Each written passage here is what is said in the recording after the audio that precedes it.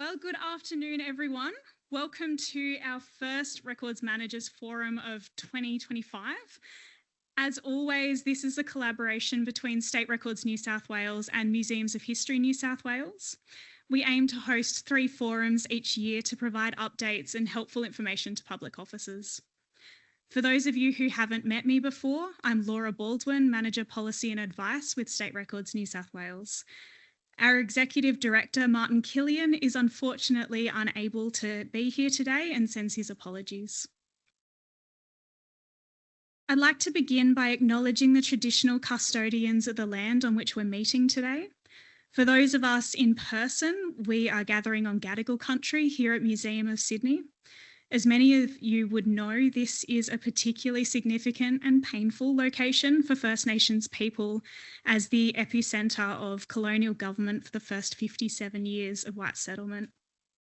I would like to pay my respect to elders past and present and any Aboriginal and Torres Strait Islander people here today, either in person or online. So you'll see the agenda on the screen now. The forum today is divided into 2 sessions. The first one is relevant to people from all types of public offices.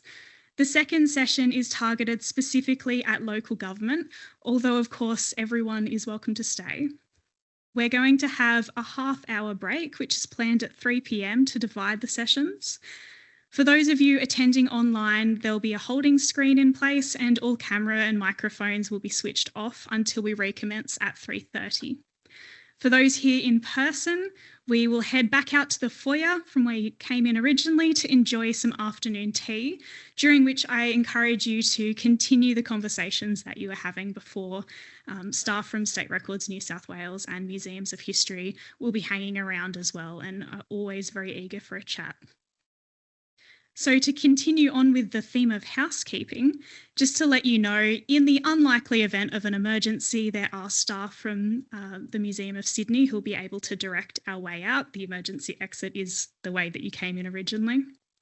The toilets are located downstairs, so if you go out the door, down the stairs and around sort of past the shop when you first entered. But Rishi is also available outside. He's wearing a checked shirt, so you can always ask him and he'll direct you in the right place. Please avoid using your phones wherever possible. And at the end of each presentation, we will ask for questions. If you're in the building, please raise your hand and we'll send some handheld microphones around to you just to ensure that everyone in the room and online is able to clearly hear you. And I'll also allow for some more general questions before the break as well if they don't relate to a particular presentation. If you're at home, there is a question functionality within the Teams chat, which I encourage you to use. We do have team members on their laptops who will be able to respond to some questions, but where appropriate, we'll actually hold those over until the end of presentations so that we can address them as a wider group and all learn from your questions as well. Just a reminder that this event is being recorded, and also you may have noticed that John is taking some photos. If you don't want your photo taken, please just talk to a member of staff and we'll be able to make sure that you don't appear in any photographs. So I will hand over now to Joanne Carlos, who is one of our project officers here at State Records New South Wales.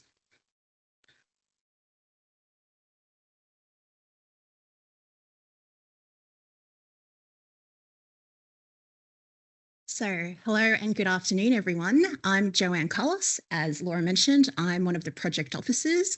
In particular, I work in our regulatory strategy and partnerships team. I'm really here to give an overview of the standards and the code of best practice, as well as to provide an update on our record keeping monitoring exercise. One moment. So, for anyone who is new in the room or online to records management or even to us at State Records New South Wales, one of our principal functions is to develop and issue standards on records management. And one of the ways that we do this is,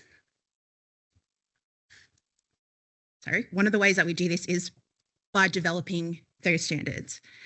Currently, we have two standards: the Standard on Records Management, which was originally issued in 2015 and amended in 2018, and the Standard on the Physical Storage of State Records, originally issued in 2000 and revised in 2012 and 2018, respectively. I mentioned this in particular because in 2023, both standards had been in operation for 5 years. So as per our policy cycle, we were finally able to review both standards to ensure that there weren't any gaps, and also to ensure that they essentially were still relevant and fit for purpose. After a 4-week consultation period with public officers last year, the State Records Board approved both standards in December last year, as well as the renewal of our Code of Best Practice, which I will go into. And last month on the 14th, you probably would have received our correspondence where both standards were formally issued to public officers. I just wanted to take this opportunity as well, just to thank everyone and the public officers who participated or who submitted feedback to us. It was truly valuable. And so the standards themselves. The Standard on Records Management establishes the requirements for effective records and information management. It's designed to assist public officers or organisations like yourselves covered by the State Records Act to essentially meet and discharge your obligations under the Act. The standard covers records, information and data in all formats, both digital and physical, and has been framed to support good information practices in complex business environments. I do want to note that the standard also applies to records created and maintained by contractors and service providers in the course of business. Compared to its previous iteration, there have been no major changes to the standard itself. The principles of the standard remain unchanged, and so do the compliance requirements under each principle. We found from our benchmarking as well as our research that the standard continues to stand up very well against the requirements in other jurisdictions around Australia and New Zealand, as well as at the industry level, and that the standard is still applicable now in the face of evolving technologies and improved service delivery platforms. On the screen is a list of the changes to the standard. I won't go into too much detail on them, but I did just want to highlight a few things, namely that the biggest change to the standard itself is highlighting data and clarifying that data is also included when managing our overall information assets. We have also added a note in the introduction under scope, recognising the importance of records and information managers working very closely with data custodians and data managers to develop and achieve a more holistic framework and approach. Now, the bulk of the rest of the changes to the standard are in the examples provided to demonstrate compliance. Some of these new examples include the establishment of information governance groups, reporting to audit and risk committees, documenting high risk and high value records, information and data into an information asset register, incorporating information security measures to mitigate against cybersecurity incidents, considering Indigenous data sovereignty principles and protocols when using and sharing data and metadata, notifying State Records New South Wales of incidents involving substantial damage to records, registering and keeping your access directions updated with Museums of History New South Wales when and where required, and minimising the over-retention of records by carrying out regular authorised disposal. Now, we don't intend for any of these examples to be restrictive in any way. They're truly there as a guide, and they're not definitive or prescriptive. If anything, our purpose in expanding these examples is not only to reflect the changes in government, in technology, and in the industry since 2015, but also to assist you when completing the RMAT during the record-keeping monitoring exercise. And by this, we mean providing a more solid range of examples or evidence that you can use and draw from when choosing your maturity levels in answering those questions. So the storage standard, as its name suggests, the standard establishes the requirements for the storage of state records which have a physical format. The storage standard is a lot more technical than the standard on records management, but every public office or organisation covered by the Act must comply with both, and this standard in particular to ensure the safe custody and proper preservation of the state records in your control, and to protect the records from damage, alteration, or neglect. Although perhaps obvious, but still important to note, the storage standard does not cover digital records stored on network servers, in the cloud, and in data centres.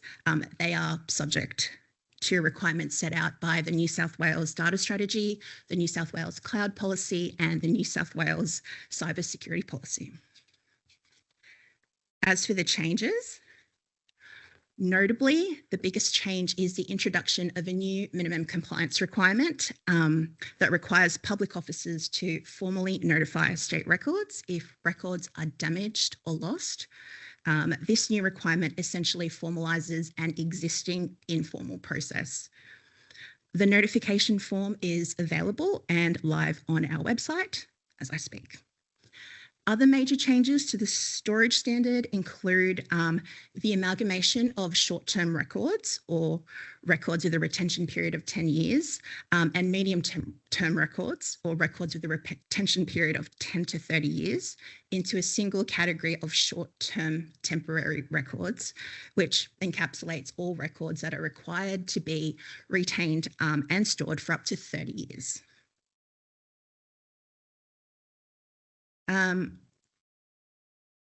Other changes include a reduction in the temperature range and in relative humidity for long-term temporary records and records required as state archives, and a simplified Table A for short-term records and a simplified Table B for long-term temporary records and records required as state archives.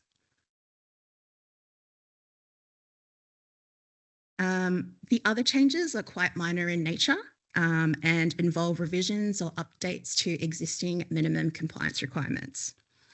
Similar to the standard on records management, the standard on the physical storage of state records also lists examples to demonstrate compliance against each requirement.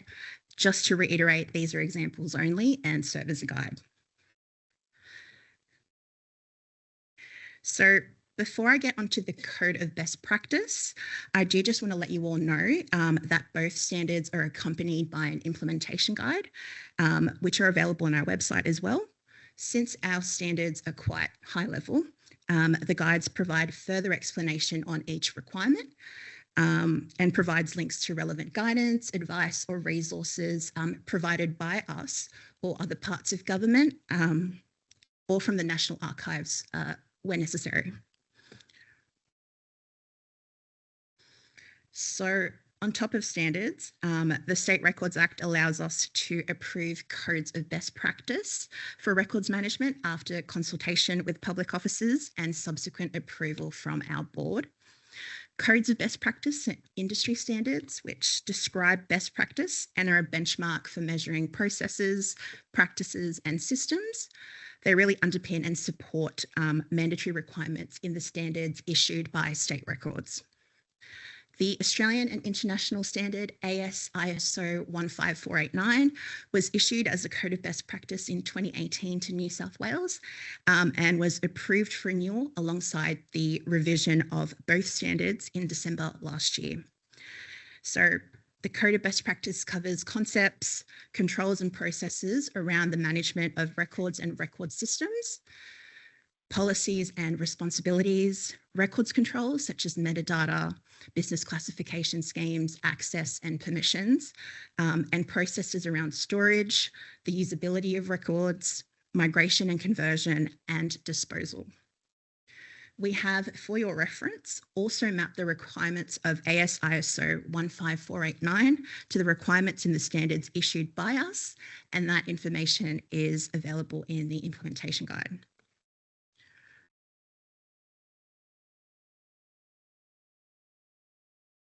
So that's about it for standards and the code of best practice. Happy to receive any questions. I'll do my best to answer.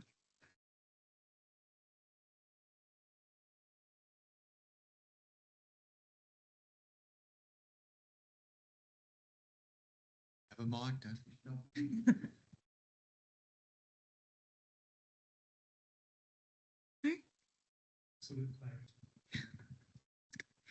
Any questions online? No. All right, perfect.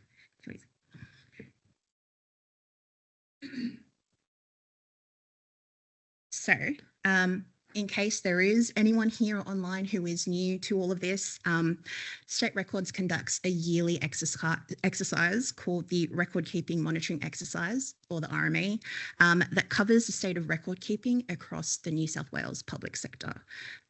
All public officers covered by the State Records Act must submit a response. If you have not formally withdrawn, or if you have not been formally excused from participating, then you will likely find yourselves listed publicly in our State of Record Keeping report. For you, the RME or the RMAT is an opportunity to assess how your organisation is performing and where there may be opportunities for improvement.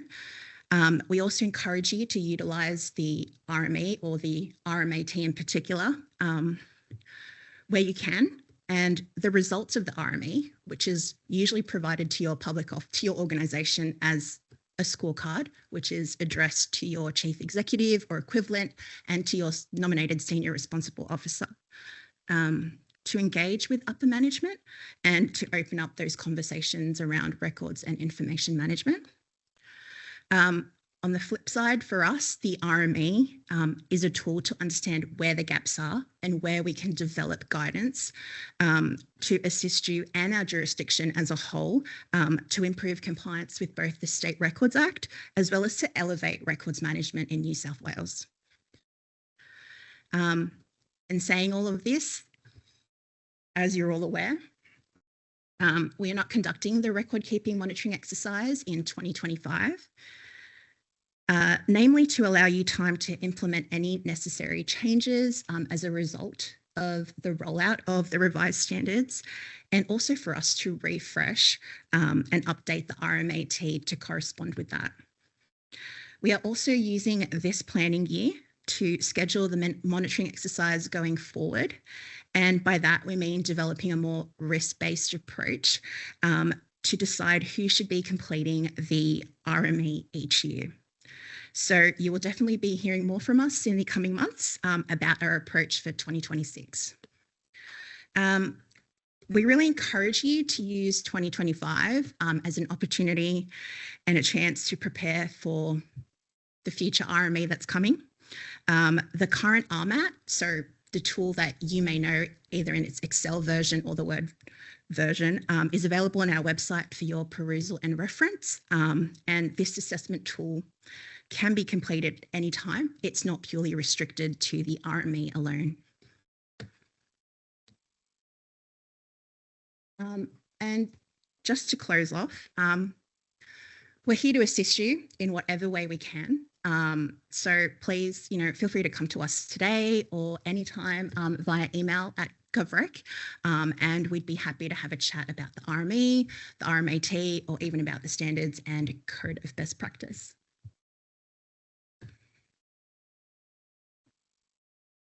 Any questions?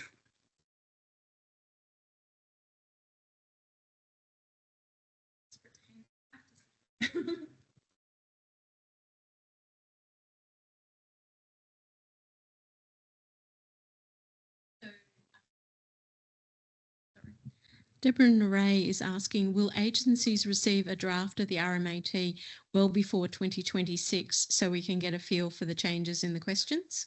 Thanks, Deborah. And yes, I believe public officers will be receiving a copy of the updated RMAT. And Deborah, you'll be getting it well before 2026, trust me. Question.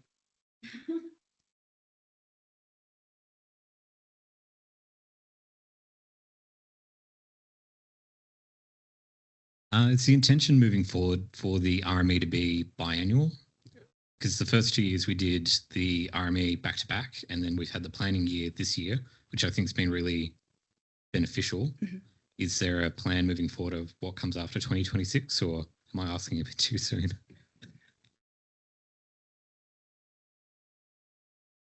Sorry. Hi, I'm Stephen Powder. I'm the manager of the Regulatory Strategy and Partnerships team. We've actually had 3 back-to-back RMEs after quite a long pause in sort of formal monitoring exercises. And I think we've found for those 3 years that we've had pleasingly an incremental improvement in the scores we're seeing. We've also formed a view that from year to year there's not a huge jump. So there's probably our early thinking, and we've told our board this, is that there's probably not much missed if we don't do everyone every year.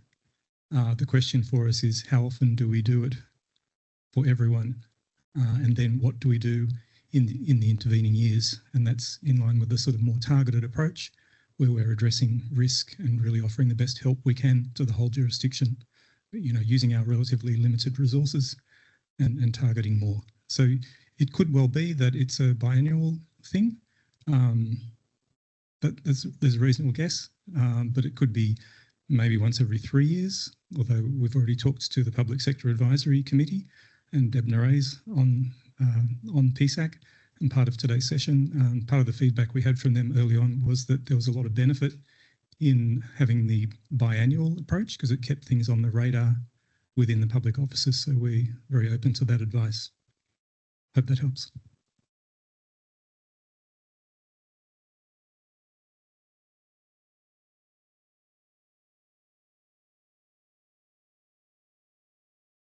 Don't believe we have a way of unmuting through the system.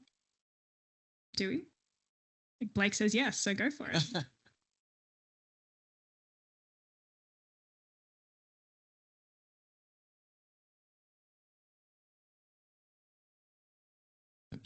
Do you need a mic? Elizabeth, can you put your question please into the Q&A? We can't unmute your mic.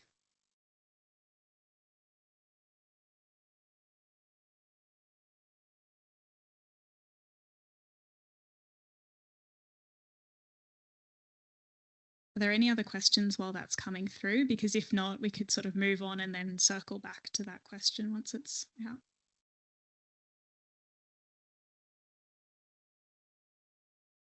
Hi, Joanne. Previously, when we had to fill out the RMAT, it had to be completed all in the one go, like in the one session. Will that change in the future so that you can, you know, do a bit of it, save your answers, and then come back to it later? A very good question. So we're actually pleased to say that, yes, that has changed. So we have done a couple of enhancements to the portal functions, as you know it. So you will now be able to actually save and resume. And you can also email yourself a link to where you had perhaps paused and then come back to it later so that you don't lose that data as well and that you're not restricted to that one sitting of having to submit.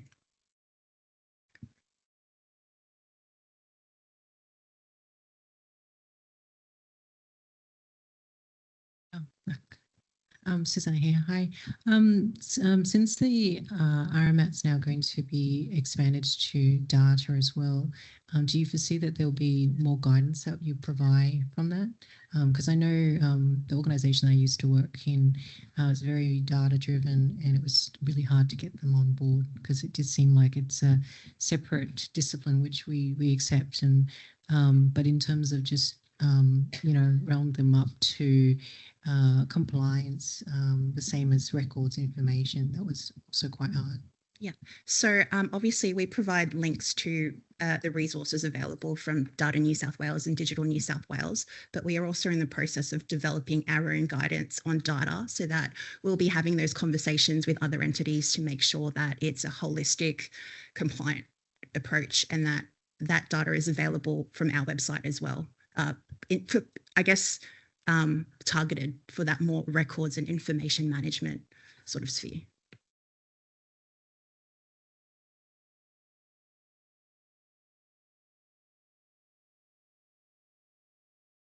All right, thank you.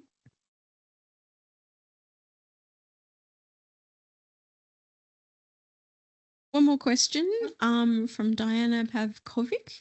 I hope I've pronounced your surname correctly. Can multiple staff access the agency's RMAT via the portal? Yes, that is a function that's available.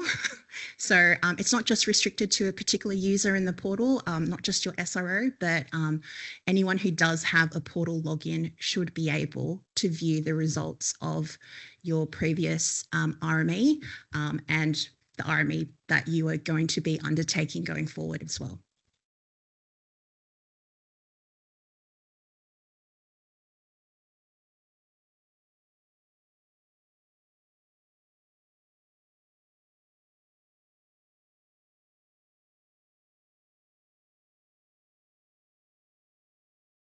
There obviously will be more time for questions, so if you do think of anything a bit later, there'll still be time to ask it. So I'm just going to provide some more general updates for State Records New South Wales now. The first thing, hopefully you've already had an opportunity to check out our new website. We've recently moved to the newsouthwales.gov.au platform. The way that we moved across was with a staged approach. So we actually started to put content up on the newsouthwales.gov.au platform in December, and then at the start of February, we finally completed that transition and have gone fully live over there. So now if you try to go to the old website, you'll automatically get rerouted to the new website. For me personally, the greatest benefit of the new website is the improved searching tool. I don't know about you, but personally, I used to Google to actually find any content on our website, and now I'm able to use the search tool within the actual website to find what I need. So from a purely personal perspective, it's been a wonderful improvement, but hopefully you have found it useful as well. Our website adopts a split structure, which is favoured by the New South Wales government. We have an agency landing page, which contains information about our structure and our policies. But the second landing page, so this is the record keeping in government landing page, is the one that I highly recommend you bookmark. As people within this industry, that's really where you're going to find our retention and disposal authorities and any of our written guidance.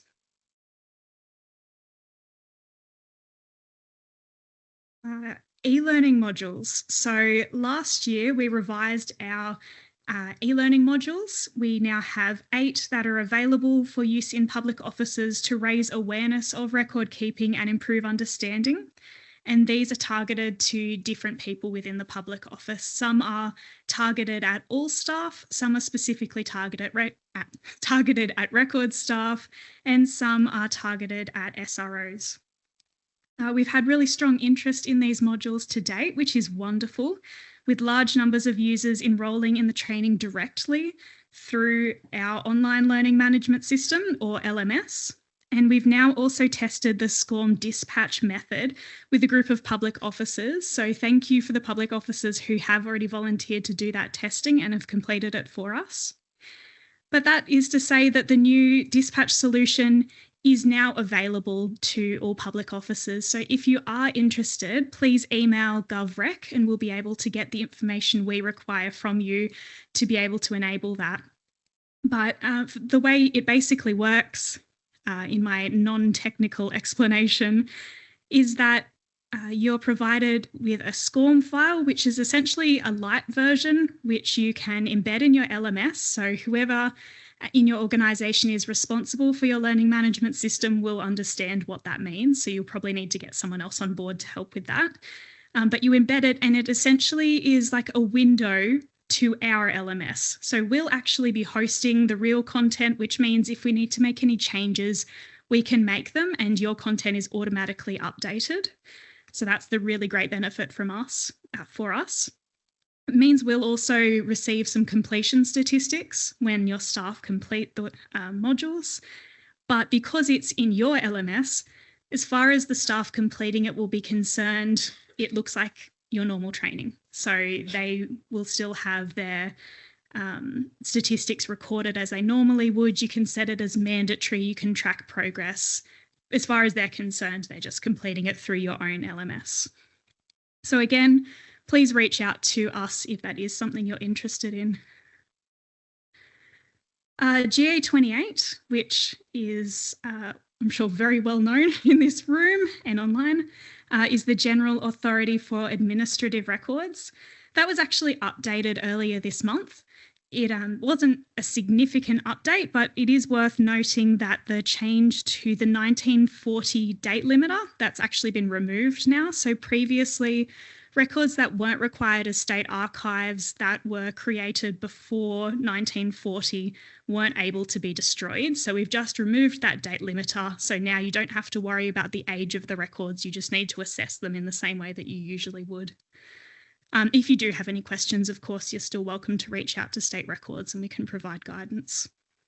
There have also been some additional entries added for distributing grants, which previously wasn't covered, and also for expressions of interest for serving on panels. And the last thing to update you on is just our satisfaction survey. So hopefully everyone here and online subscribes to For the Record, and you will have already received notification of our satisfaction survey. This is a joint survey between State Records New South Wales and Museums of History New South Wales.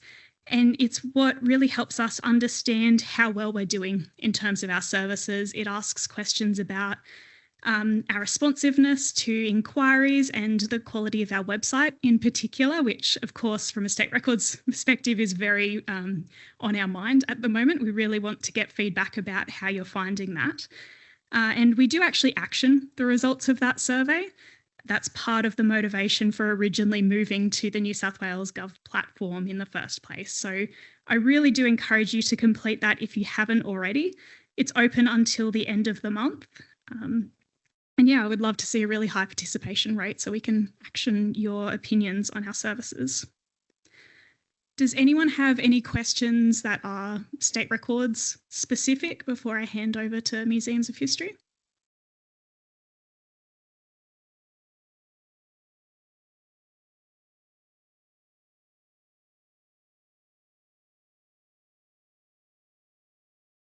Okay, we have a question from Candice Martinez asking if training is added to our LMS, we will also receive staff completion stats? Question.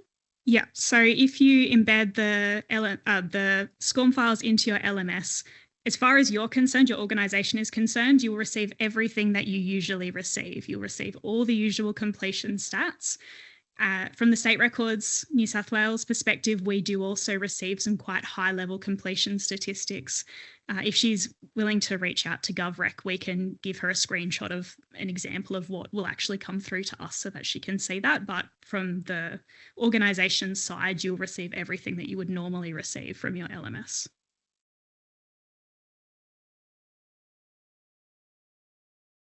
Wonderful. Let me hand over then to Kristy Tiberi, who is Senior Advisor from Museums of History New South Wales.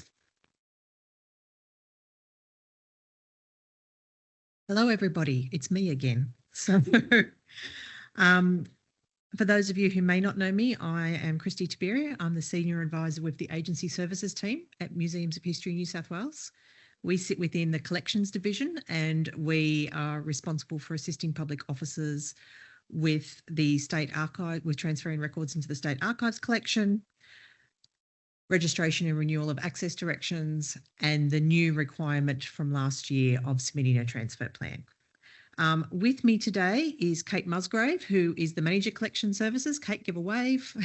So we'll both be available for people if they want to approach us and ask questions. So I've got to figure out how to use this doobie. Nope. Okay. So we just wanted to take this opportunity. It's going to be a short update from Museums of History this time around. We know that we've spent 2 solid years of speaking to the entire jurisdiction about changes to the State Records Act legislation that we are administering. So we spent 2023 talking about the changes to public access to state records, and we spent 2024 talking about the new requirement for public officers to submit a transfer plan. Thank you all for your responsiveness to those changes. We've been really pleased with how people have actually actioned what we need them to action. We ended up with 76% of public officers have submitted their transfer plan, which, you know, we're over the moon about actually. So 282 public officers are covered by transfer plans. We still have 91 public officers who haven't submitted their transfer plan, but we'd like to just remind everybody that you can continue to submit information in the transfer plan anytime up until 2029 when we do the cycle again. So just because you haven't submitted a transfer plan now, that doesn't mean you can't do so when you're ready. We're available for if you've got questions or you'd like to have a chat about it. We are using that information now. We're starting to interrogate that information. Part of what we're doing is being assessed, and we've done that initial preliminary assessment.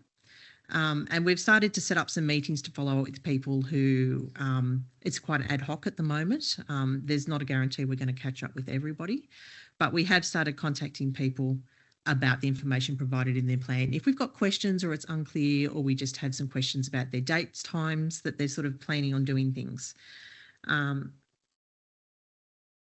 Along with that, if you have submitted your transfer plan and you have indicated that you are planning on transferring, I'd encourage you to contact the agency services team, especially if you haven't transferred before or it's been a long time since you've transferred. We're always happy to set up a Teams meeting if you're a regional public office. If you're in the Sydney metropolitan area, we're also happy to come out to your office, look at records that you're looking at transferring and answering any questions about the process. So we've got our contact details there. So if you've got questions about transferring records into the State Archives collection, that covers physical records and born digital records. If you've got questions about your transfer plan, if you want to add things to your transfer plan or change your transfer plan or submit for the first time.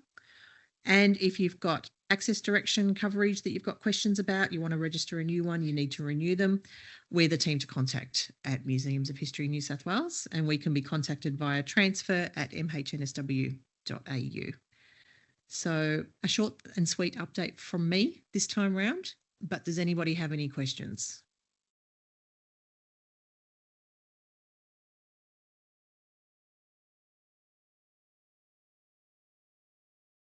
I've stunned everybody to silence after talking at you for so long, so often.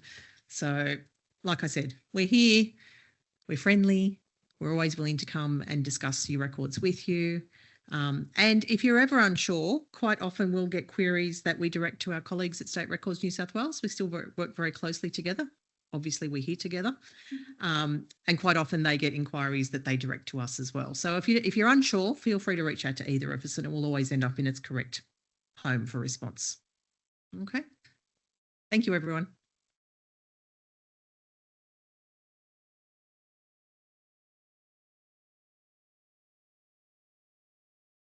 Right, I might just give a last opportunity. If anyone has any general questions for anyone, please feel free to, again, raise your hand, put something in the chat.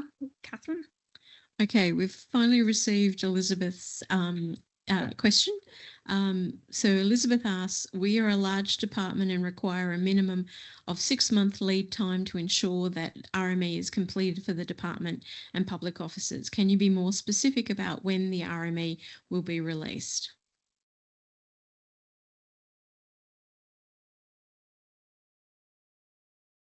Elizabeth, we're very conscious that larger agencies have a lot of smaller entities that they're working with and the need for planning time. I can't name the month for you. I would say between would say early in the second half of this year, we'll be able to give much clearer guidance, but you can be sure that there will be enough time to meet your planning requirements. If you'd like to have a more detailed conversation with us about that, please do reach out to us at GovRec, and we're happy to talk about your needs, because that may give us clues to other people's needs as well. Hope that helps.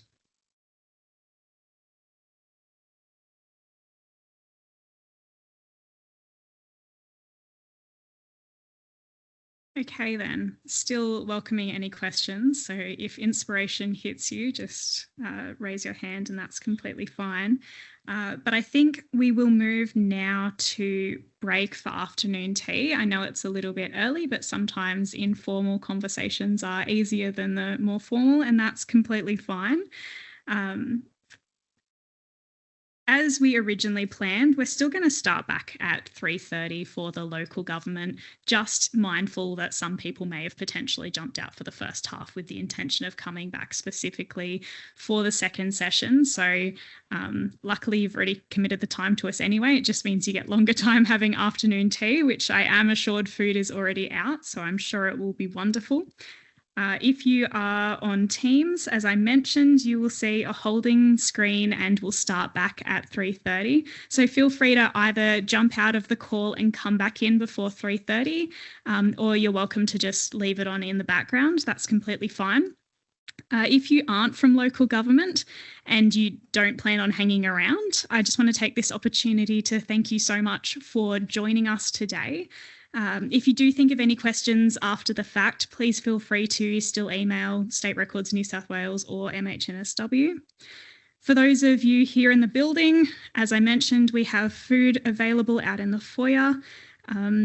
If you're part of local government, again, please make sure you're back in this room for 3:30. Everyone from other public office types, if you're so inclined, you're welcome to continue to hang around. We'll probably have some of our staff hanging around outside as well when the second session starts. So if you are continuing conversations, then that's completely fine as well.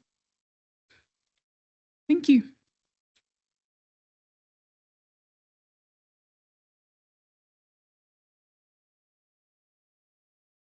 Okay, welcome back everyone. It's good to see that we still have lots of people here. I think I'm going to mute a laptop so I can't hear myself.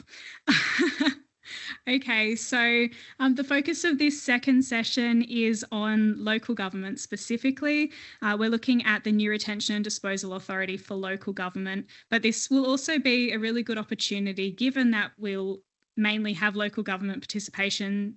If you have any questions that are specific to this sector that you wanted to raise towards the end of this session, that's completely fine as well. I'm going to hand over now to Jin Leicher, who is another project officer with State Records New South Wales.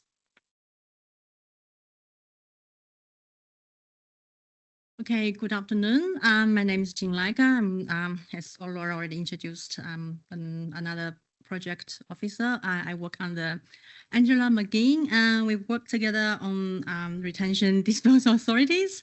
Yeah, it's my pleasure to be here today to give you all a introduction of our new disposal authority for local government records, which is FA 450.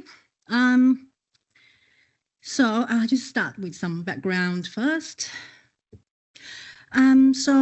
As we all know, a bit prior to FA 450, councils were using GA39 for their records. GA39 was issued in 2011, and it was the largest disposal authority with 928 entries. And in 2022, State Records announced that they would be reviewing this disposal authority because of its age. So it was over 10 years old, back then, and also because of its size, the largest disposal authority. Soon after the announcement, State Records started the reviewing process, working very closely with Museums of History, New South Wales. during the reviewing process, it was decided that to make the new disposal authority a functional disposal authority rather than a general one, just like GA 39, so that the new disposal authority can would focus on the unique functions of local government. Following again, I want to mention Angela. Mainly her painstaking work. Two exposure drafts were released to all councils for feedback. The first draft was released in October 2023, and the second one was in August 2024. And then we received feedback from 18 councils. Thanks for councils who have provided feedback. And after that, we also held a working group meeting with the councils that had provided feedback in September 2024. After that, we also conducted additional external consultation with 14 other organizations, including ICAC, New South Wales Police Force, Office of Local Governments, etc. Okay, so the final draft was approved by the State Records Board in December 2024, and then it was issued on the Valentine's Day this year, 14th of February. That shows how much we love councils. The issuing of this new disposal authority means councils no longer can use this GA 39 to destroy or transfer records. And then, so we have a list of some of the significant changes from GA 39 to FA 450. So the first one is, of course, number of entries reduced from 928 down to 99 entries, and then also 3-level structure down to 2-level structure. Also, 30% of entries are now required as state archives. The reason, I'm sure, is quite obvious. Entries relating to administrative records that are covered by GA28 have been removed, as well as some of the entries that are already covered by other disposal authorities. Yeah, that's why now the disposal already is very small, and quite a large percentage of the entries are now state archives. And as a result, this new disposal authority specifically focus on the unique local council functions. Also, to streamline the disposal authority, we have consolidated entries with the same or similar retention requirement period. Yeah, so here is a list of some of the other disposal authorities that councils might need to use. So here on the screen, we're looking at some GAs, so General Disposal Authorities. The first one, I don't have to elaborate too much. That's GA28. I'm sure you are already well aware of this one. And then we have GA45. So that's mainly for, like, for example, if you have paper records and you have digitized them and you wonder how you're going to manage the paper hard copies. So you're going to look at GA45. And then we have GA48. So that's for digital records. When you migrated digital records, then what you're going to do with the source records, that's what you are going to look at. And then we also have GA35. So for example, if you are using cloud service providers, if their servers are located outside of New South Wales, you might have to look at GA35 as well. And then we also have a list of some of the FAs that councils might be using. So the first one is FA 404. So that's for early childhood education and care. And just be mindful when you're looking at this one, you're only going to use classes under 1.1.0 because 1.2.0 is about the regulation of childcare services, which is not one of council's function. And then we also have FA 402, so that's cultural, recreation, and facility management. And then we have FA 428, so that is for cemeteries. So we have FA 367 as well. So this one, I believe most councils do not have water supply function anymore. So if you don't have that function, you don't have to look at this one. But if you used to provide water supply services and you still have some legacy records from that, from that function, so you might still have to look at this disposal authority for your records, for the legacy records. We know that it's a huge change for councils from using GA 39 to FA 450. That's why we have developed some resources to support the implementation of this new disposal authority. So I'll just quickly give you a list, look at the list first, then I'm going to show you how to find these resources on our website. So the first group of resources are the mapping tables. So we have two types of mapping tables. So the first type is consolidated mapping table. So it is just all the entries from GA39 are covered in these consolidated mapping tables, and they are mapped to all the different relevant disposal authorities. And then we also developed the second type of mapping tables, which are the individual mapping tables. What that means is, so we actually grouped entries with the same retention changes. For example, retention has increased, decreased, or no change. So we separated all these entries into individual mapping tables. It might sound a bit confusing for now, but when I show you on the website, you will have a better understanding. And then the second group of resources is implementation version of the authority. So this means, so this is actually a consolidated version of the authority, combining 6 different disposal authorities into one document. However, it's not entire disposal authorities all combined together. It's only the relevant entries from the 6 disposal authorities combined together into one document. So this version has a nickname. We call it Frankenstein. It also comes in PDF and Excel, and also has an index to use it together with this version. And then the third group of resource, of course, is the FA 450. So it comes in PDF, Excel, and also has a web version of it. And also it comes with an index. The last group of resource is the FAQs, so that there are 12 answered questions on our website. So I'm going to show you all of these resources on our website, and then so that you know where to find them.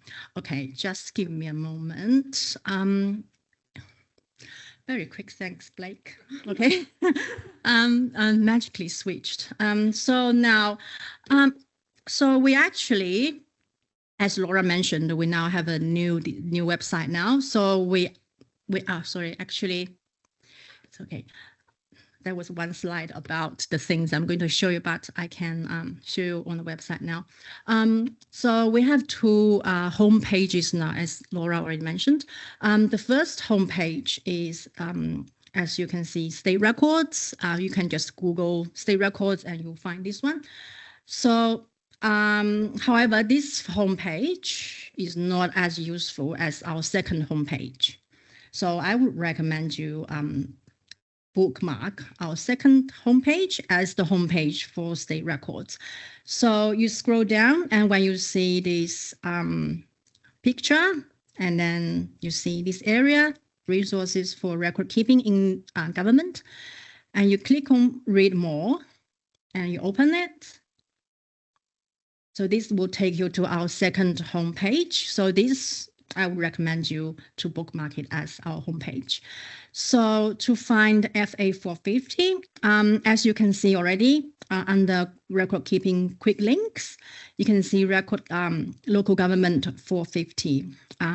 You can access 450 here. However, we might update this area from time to time because it's for quick links. So we can put anything here. One day you might see this link disappear. Okay, so the proper way to find all the disposal authorities is if you scroll down and then you find this 3-picture area, and in the middle and the very last link, you click on this one. So this link is records retention and disposal authority. So click on this link. So here you will find all the disposal authorities here.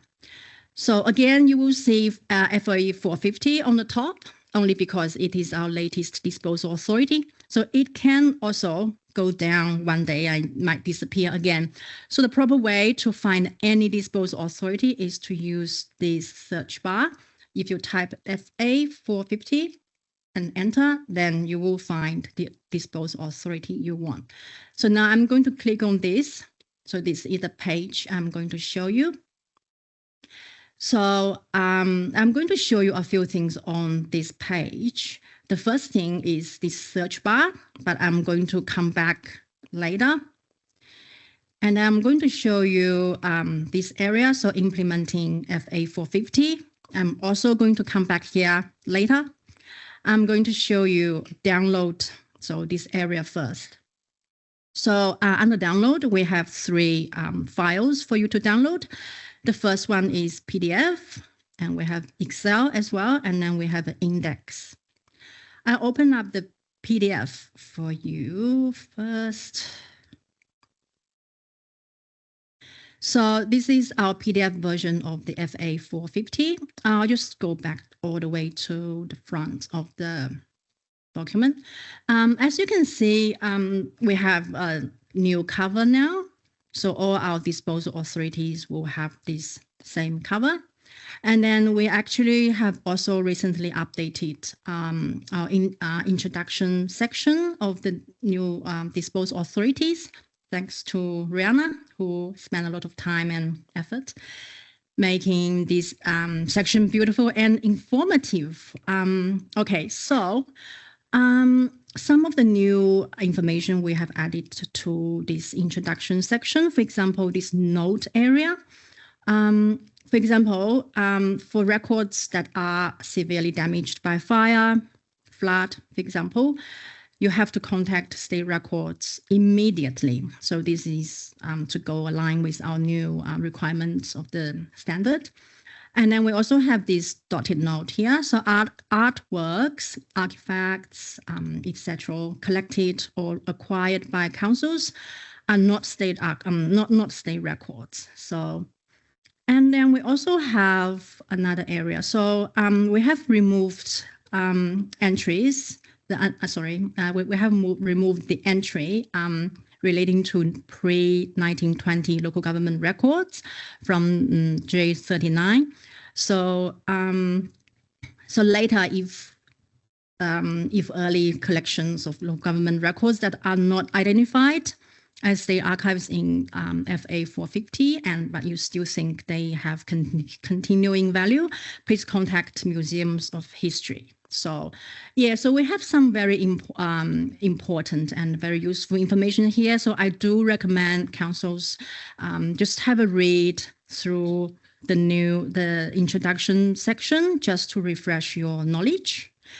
Okay, now let's just scroll down to the content page. So all the functions are listed here and they're linked to the proper entries under each function. If you would like to get back to the contents page, you can. So on the left, top left corner of the screen, you can click on this, and then all the functions will pop out for you to click on. So yeah, so this is how we use PDF, and also of course Control F. You can find any, for example, rates. Yeah, so you can just find through Control F for your search. Okay, now let's get back to the website. So Excel version of the FA450, it's not as exciting, nothing really new. So I'm not going to open it up. Index, same, yeah, just very similar. So I'm not going to open it up. I'm going to show you the next area. So this area is the HTML version of the FA450, which is the web version. So if you want to just view any of the functions, you can just click on one function, and that will take you to the web version of the authority. So we clicked on community liaison. So, and then the list of functions are listed on the right. You can click on any of them, and then it will come up. And if you want to go back to FA450, the page we just came from, you can just find this top here saying local government records FA450. Click on this, you will get back to the FA450 page. So these are the things I was going to show you. Now let's get back to the very top here, the search bar. So the search bar is actually searching through the web version of the authority. Okay, so if we want to search, for example, rates. Okay, so I'll actually give you a few heads up when you're using this search bar. So you might find a lot of irrelevant results actually to rates. Okay, for example, I was looking at the results, was like, oh, what does libraries have to do with rates? So I actually clicked on this one. And then I realized that, okay, nothing under library mentioned the rates. So actually I did a little Control F. I actually looked for where rates showed.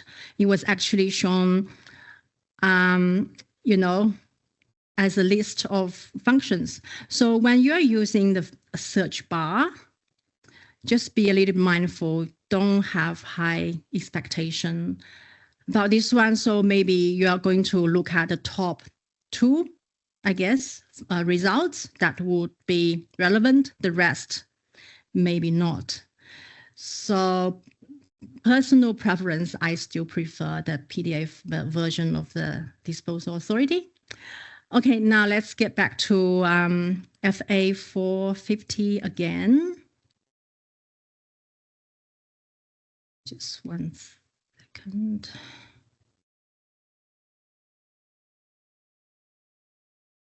Okay, now let's get back to the last thing I wanted to show you on this page. So this is the implementing FA450.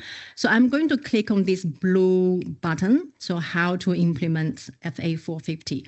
So I just click on.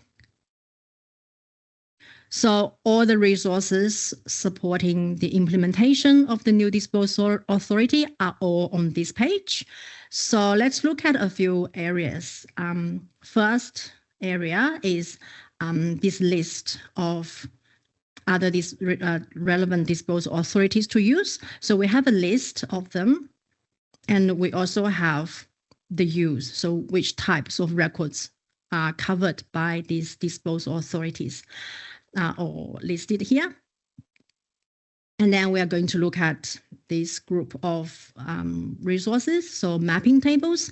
So as I mentioned before, we have two types of mapping tables. The first type is the consolidated mapping table. It comes in PDF and also in Excel. So we'll just open one PDF to have a look. So this is what it looks like. So it is numerically arranged. So GA39 starting from 1.2.1, and then you will see the mapping on the second in the second column, and then you will see comments column that just give you an idea of what the change is from, for example, from 10 years to 7 years, etc. And again, you have this button on the top left. Oh, it's not very useful anyway. Sorry. Now let's just get back to this page again to see our second document I'm going to show you. So that's the Excel version of the same consolidated mapping table. It's basically the same table, but it has an extra column here. So it's called change summary. So it gives you a summary of what the changes to the entry are. For example, here, no changes or entry removed. So the Excel version lets you sort or filter however you want. For example, if I want to see entries removed, so which GA39 entries have been removed. So if I click on that, so it will just show all the entries that have been removed from GA39. So and then you can sort as well. Okay, now let's look at this 5 individual mapping tables. So these 5 individual mapping tables are the second mapping tables I was talking about. So they are grouped by the changes or in retention periods. For example, we have decreased, we have increased, we have removed. So let's just look at one, for example. So this is what it looks like. So increased, all the retentions increased in this mapping table. And then we have the no changes as well. As you can see, this mapping table is huge, which is good news because that means most of the GA39 entries have no changes in their retention periods. So that is a lot, most of them. Okay, now let's look at this area now. So implementation version of the RDA. So this is the Frankenstein version that we just mentioned. So this one combines relevant entries from 6 different RDAs together into one document. I'll just open one document. Yeah, so it comes in PDF, Excel, and also comes with an index. We'll just open up one document to have a look. So so this is the Frankenstein version. As you can see from the content page, you can see some signs of Frankenstein. You can see FA450, you can see FA428, FA404, 402. So they are all here. So that's for you to use. Yeah. Okay, the last bit of resources we have here is frequently asked questions. So there are 12 answered questions. You can expand them all and see all the answers, or you can just open up one question at a time. Using as an example, we'll look at the first question. How do I resentence from GA39 to FA450? So here we have provided, again, Angela have provided so comprehensive answer to this question. She has thought about every scenario. For example, retention periods have been changed from how many numbers of years to administrative use cases, and what councils should do. And then what about retention periods have increased? What should councils do? Yeah, all the scenarios here. So very comprehensive. Yeah, I do encourage all councils read through all the answers here. And if you still have questions, we're here to assist, and you can always email us or ring us. Yeah, so that concludes my presentation today. Thank you very much.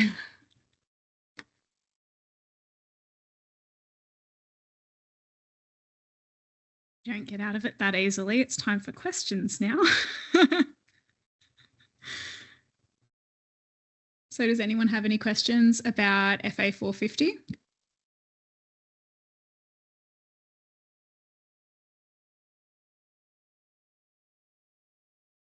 Maybe she does get out of it that easily. Oh, yeah.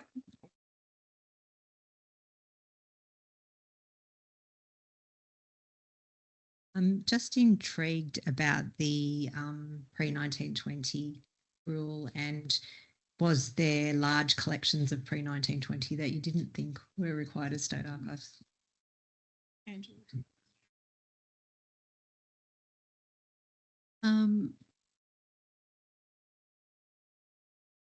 Most of the times we were asked about,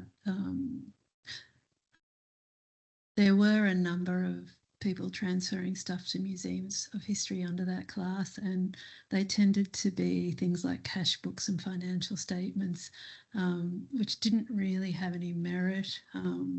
So that class was put in there, my understanding, because the theory was there weren't a lot of pre-1920 local government records around, so the decision was made. There are in the City of Sydney. I know there are, isn't it? Yeah. And we changed it because, sorry, I'm losing my train of thought. Yeah, Museums of History were getting transfers of stuff under that class, and it was stuff that really wasn't worth it. And I know City of Sydney's got a lot of pre-1920 stuff. All of that would be state archives, even the collections of correspondence. So I think it's just we now have to go through and pick classes for that.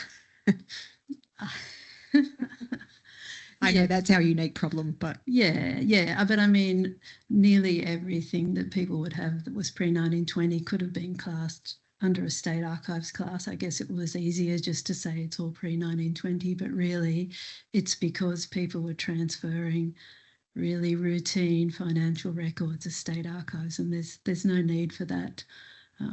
Yeah. Thanks, Angela. Yeah. I know it's a unique problem for City of Sydney because you've got so much. Oh, sorry. People don't want to see me.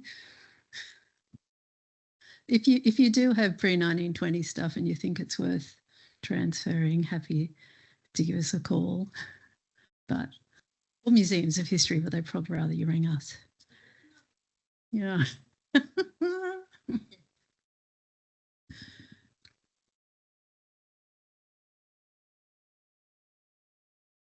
And I think, I mean, we keep saying you can't use GA39 to destroy records anymore, and you can't, but this only becomes an issue when you're about to start destroying records. So if you're not going to do it for a year or two, you've got a little while to look into it.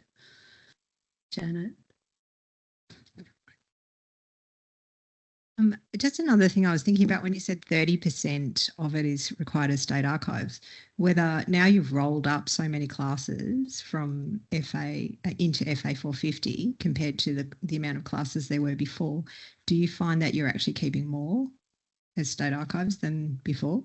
I don't know. It's just, it went from 928 classes to 99. We just found, we haven't used it a great deal yet, but when we have used it, we've found that some of the specificity is gone, which means we end up having to keep more than we want to keep. Yeah, I mean, if you've got any time you're not clear about something, just send us an email. Okay, thanks. But mostly what was state archives before is state archives now. So if it wasn't state archives before, it probably isn't under FA 450, apart from things like staff cards. Yeah, so just you're probably pretty safe sticking with what you had as state archives before. And I mean, it really only becomes an issue when you want to transfer. So.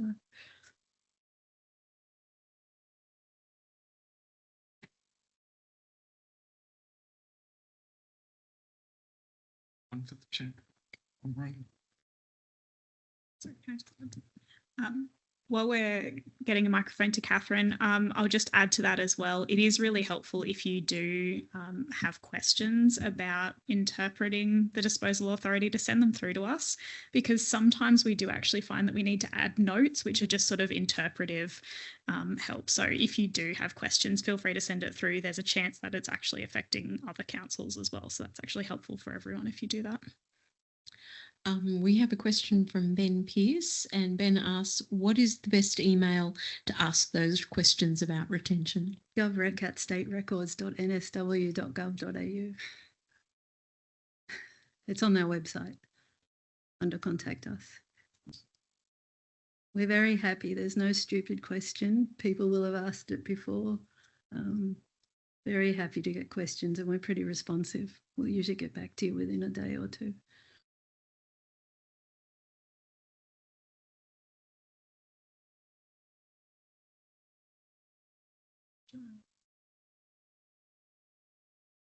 I was trying to read over Catherine's shoulders.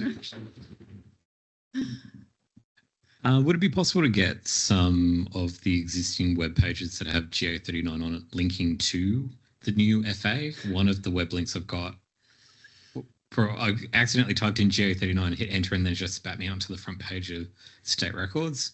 So then I had to kind of remap my way through. I'll remember FA 450 probably by the end of today, but there might be other people in the meantime who have got a lot of saved links to GA39 that would help us bumping across. Yeah, so thanks for raising that. Obviously, we've just moved over to the new website, and I'm guessing what you've hit is a redirect from our old website, which makes it a little bit difficult because we can't edit the content that's automatically pushing you across to the new website. Wherever possible, entirely possible that there are instances of GA39 on the new website because of the stage transition. So we were moving across when that change has occurred. If you ever do notice that we have the wrong retention and disposal authority mentioned, please let us know. Just send an email to GovRec and we'll update it as quickly as possible. But if you just do a Google search for GA39, there's a potential that you'll actually be getting a result from our old website pushing to the new website, which is why you would land on the homepage, because that's the default page. So don't think that it's something that is within our technical capability of stopping. But at least if you do get to the record keeping in government page, I don't see in the foreseeable future that we'll be removing the quick link up the top for FA 450 because it does relate to so much of our jurisdiction. So we're trying to make it as easy as possible, and please let me know if there are other things we can do. But that particular question, I think, is outside of our technical ability.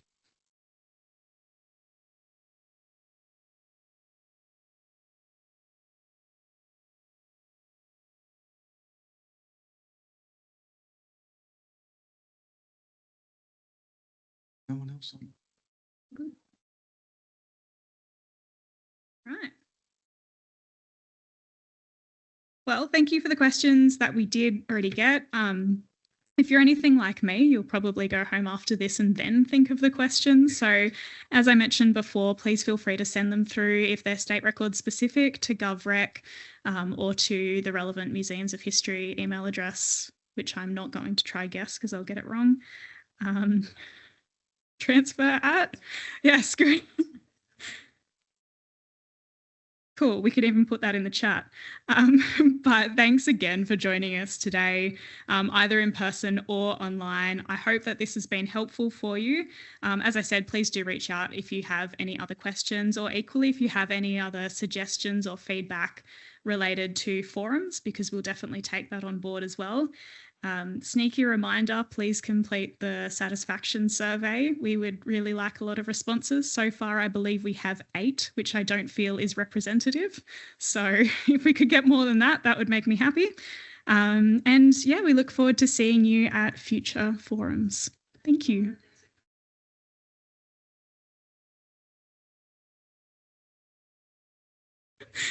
Wonderful. Thank you.